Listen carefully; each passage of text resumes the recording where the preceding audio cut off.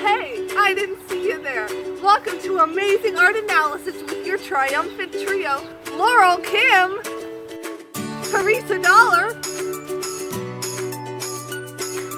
and me, Jessica Pavel.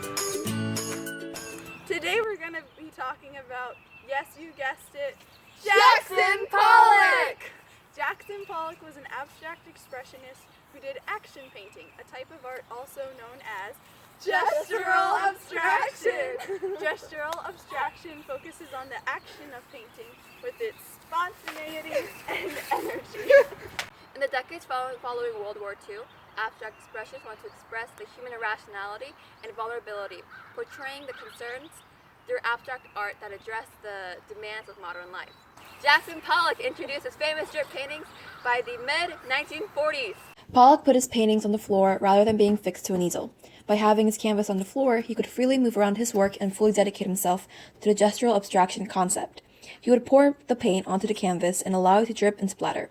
Pollock would then proceed to add depth into his images by using knives, towels, or sticks instead of solely using traditional brushes. Although Pollock's process seems random and uncontrollable, he was quoted saying that, "There is no accident." The counterpart of abstract expressionism was chromatic abstraction. The Bay, by Helen Frankenthaler, serves as an excellent example of a color field painting.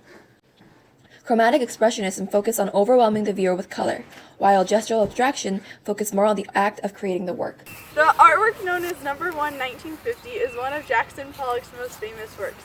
Despite not including any lavender paint, it was later named Lavender Mist without Pollock's approval.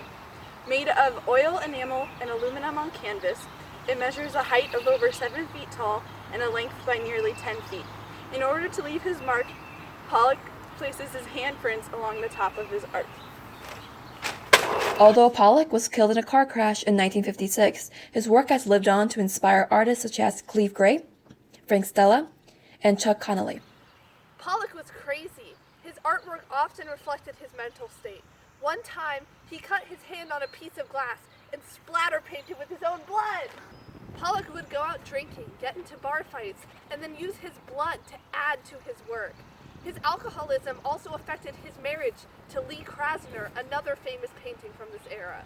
His superstar status also added to the effect.